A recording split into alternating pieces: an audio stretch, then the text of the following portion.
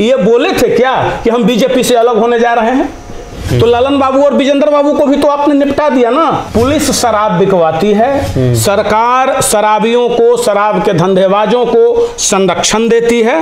कौन सा ऐसा बिहार निचले पैदान से नंबर 1 पैदान पे चला गया?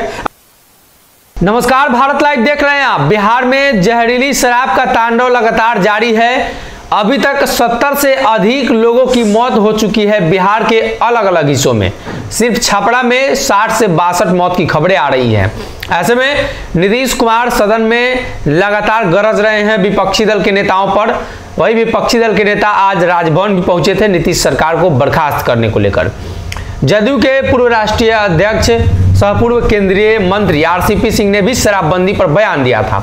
उनका बयान रोज इस मामले पर आ रहा है। नीतीश कुमार से कह रहे हैं कि बिहार को आप 2 तरह से नुकसान पहुंचा रहे हैं, एक आर्थिक नुकसान और दूसरा बिहार के श्रमिक भी मर रहे हैं। यानी उस तरह के शराब पीने वाले वही लोग हैं जो श्रमिक हैं और जो दिहाड़ी मजदूरी करते हैं। जीतन राम मांझी भी इसका जिक्र कर चुके हैं। टीम आरसीपी की तरफ से अमित सिंह है। अमित जी, नीतीश कुमार लगातार शराबबंदी को लेकर चर्चा करते हैं कि हमने शराबबंदी कर दिया, अब तो कह रहे हैं कि जो पिएगा मरेगा। नहीं, बहुत अच्छा कहे हैं मुख्यमंत्री जी कि पियोगे तो मरोगे। कुछ दिन में अब यह भी कह देंगे तो कोई अतिशयोक्ति नहीं होगी कि बीमार पड़ोगे तो भी मरोगे, हॉस्पिटल में दवा नहीं होगी, हॉस्पिटल में डॉक्टर नहीं होंगे और बोलेंगे कि यार तुम बीमार पड़ोगे तो मरोगे, सड़क का रिपेयरिंग नहीं होगा। गांव में चले जाइए, स्थिति बद से बदतर होते जा रही है। तो सड़क पे गड्ढे होंगे तो कहेंगे कि एक्सीडेंट होके कोई मरेगा तो कहेंगे कि कार चलाओगे, गाड़ी चलाओगे तो मरेंगे। तो अब यही सुनना बाकी रह गया है। अब माननीय मुख्यमंत्री जी के बातों में तो विरोधाभास दिखता है। कल हम उनका एक वक्तव्य देख रहे थे तो उसमें उन्होंने कहा कि भाई हमने तो कहा है कि अरे गरीब आदमी कभी कदाल कुछ अगर ले लेता है तो उसको छोड़ो, जो बच्चा है नाबालिग है अगर वो इसमें गरीब आदमी को भी इस पैसे में लगाए हुए है तो छोड़ो, मूल जो है उसको पकड़ो। तो अब आप यह बताइए, एक तरफ कहते हैं पियोगे तो मरोगे और दूसरे तरफ कहते हैं कि गरीब आदमी अगर कुछ कर लेता है तो छोड़ो, रहने दो। तो गरीब यानी अप्रत्यक्ष रूप में आप गरीब आदमी को कह रहे हैं कि पियो जी, और दूसरी तरफ कह ही दिया ऑन द रिकॉर्ड कि पियोगे तो मरोगे।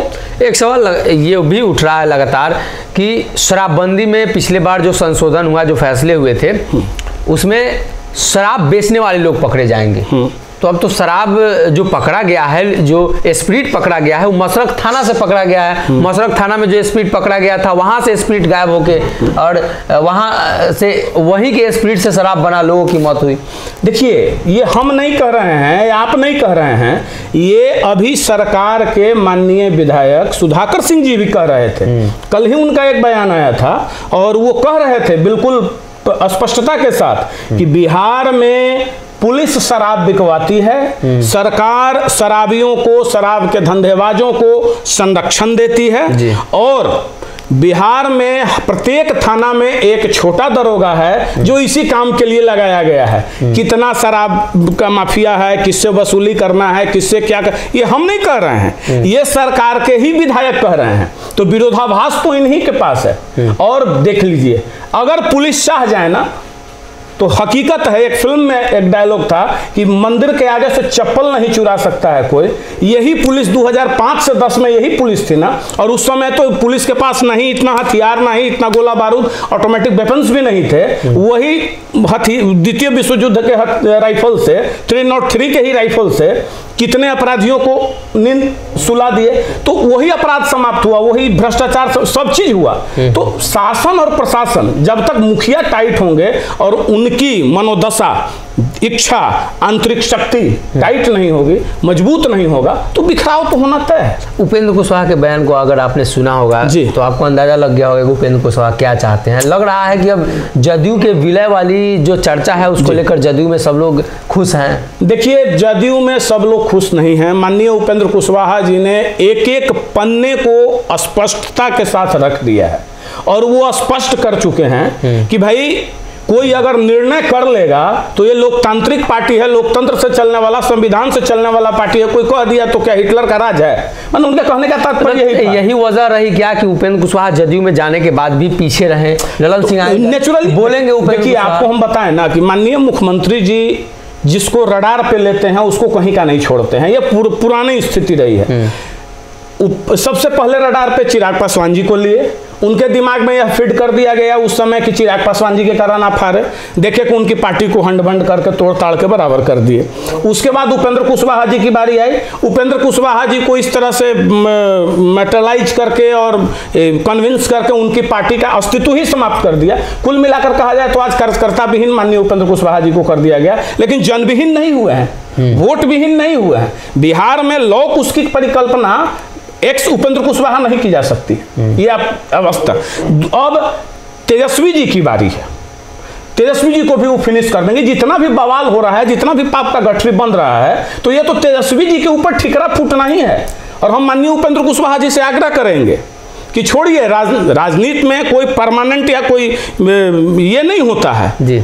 अब बिहार में अगर आप चाहते हैं कि नई इबादत लिखना, नए राह दिखाना युवाओं को, बिहार तरक्की की तरफ जाए, तो आइए रामचंद्र बाबू के साथ आप लोग मिलिए, देखिए लोग उसका एक नया समीकरण कैसे गढ़ा जा सकता है।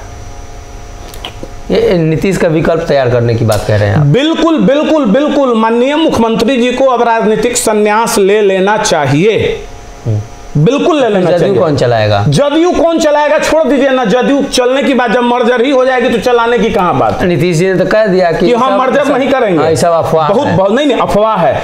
माननीय मुख्यमंत्री जी बीजेपी से अलग होने से पहले भी माननीय विधायकों के बैठक बुलाए थे। उस बैठक में क्या इन्होंने कहा था? मैं तो विधायक नहीं हूं या मैं उस बैठक में नहीं था, लेकिन वहां के माननीय विधायक की ही बात मैं बता रहा हूं। ये बोले थे क्या कि हम बीजेपी से अलग होने जा रहे हैं?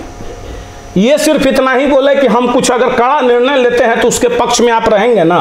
कोई विधायक और एमपी यह नहीं जाने थे कि आप एनडीए के वोट लेकर इतना कड़ा ले लेंगे, हाँ, कि इतना कड़ा आप ले लीजिएगा, माने सीधा पलट ही दीजिएगा। और तो यहाँ ही आज भी विधायकों को कहेंगे नहीं नहीं, इन बातों पे विश्वास नहीं करना है, विपक्ष के दिमाग का क्रिएशन है। होगा वही जब आप कह ही रहे हैं कि हमारे बाद उत्तराधिकारी होंगे तेजस्वी यादव, जब आप कह ही रहे हैं कि आज जो माहौल हुआ है ये ललन बाबू और विजेंद्र बाबू के कारण हुआ है, तो ललन बाबू और विजेंद्र बाबू को भी तो आपने निपटा दिया ना। आदरणीय ललन बाबू और आदरणीय विजेंद्र यादव, ललन सिंह के साथ निपटा दिया, उनको भी निपटा दिए। और उसके बाद अब तेजस्वी यादव जी को भी लॉलीपॉप दिखा रहे हैं, और हकीकत में उनको भी 2025 किसने देखा है, उनको भी ये निपटा देंगे। अगर एक साल रह गए ना और डिप्टी सीएम नीतीश जी के साथ, तो समझ लिए उनको निपटना तय है। 2024 की परिकल्पना नीतीश जी कर रहे थे। 2024 में ललन सिंह के नेतृत्व में चुनाव लड़ा जाएगा और 25 में तेजस्वी के नेतृत्व में। आपको क्या लगता है कि नीतीश कुमार बिहार में जो गठबंधन बनाने की कोशिश कर रहे हैं, और उन्होंने कहा भी कि हम देश स्तरीय बड़ा गठबंधन बनाने की कोशिश कर रहे हैं, हम कोई चेहरा नहीं है, हम सभी लोगों को एकजुट कर रहे हैं, तो इस एकजुटता में कौन कौन से लोग शामिल होंगे? किस मॉडल पे देशव्यापी गठबंधन बनाएंगे? माननीय मुख्यमंत्री जी को यही कीड़ा ना लोग डाल दिया दिमाग में, जो कि बिहार से ध्यान हट गया। किस मॉडल पे बनाएंगे? कौन सा ऐसा बिहार निचले पैदान से नंबर 1 पैदान पे चला गया? आप जब सत्ता संभाले थे तो उस समय विशेष राज्य के लिए तो उड़ीसा आपके नीचे हुआ करता था, आप आज ऊपर चले, आप नीचे आ गए और उड़ीसा ऊपर चला गया। तो आखिर कौन सा मॉडल? नालंदा मॉडल तो जाकर देख लीजिए, नालंदा में सड़कों का हाल, स्कूल का हाल, अस्पताल का हाल। तो कौन सा मॉडल? बिहार में शराबबंदी लागू किए तो बिल्कुल बिग जीरो साबित हुआ। तो कौन से मॉडल पे क्या लेकर आप लोगों के पास जाएंगे? कौन सी ऐसी दुकान है, कौन सा ऐसा आपका प्रोडक्ट है जिसको सब लोग खरीदेगा? तो ये बिल्कुल बेमानी बात है। और माननीय ललन बाबू का तो राजनीति वही शून्य कर दिया मुख्यमंत्री जी पब्लिकली, कि इन्हीं आज पूरे बिहार के जनता, पूरे एनडीए और पूरे बिहार के प्रबुद्ध जितने भी लोग हैं, युवा हैं, आज सड़कों पे संघर्ष युवा कर रहे हैं ना। तो सबके सामने कह दिए ना कि आज जो हालात पैदा हुए हैं उसके जिम्मेवार ललन जी हैं और विजेंद्र यादव जी हैं, यानी अपने सिर का ठिकरा उनके ऊपर फोड़ दिए। अगर ये वीडियो पसंद आई और वह बिहार के राजनीति और बिहारियत से सरोकार रखेनी तो सब्सक्राइब बटन दबा के चैनल के सब्सक्राइब कर ली। ओजे एगो घंटी बा, ओकरा बटन दबा देला से कुल सटीक और मारक खबर रुआ मुफ्त में मिल जाई। अगर रुआ पत्रकारिता के हमनी के नया प्रयोग में सहयोग कर चाहतानी तो ज्वाइन बटन दबा दी। पेटीएम नंबर नोट कर ली 938681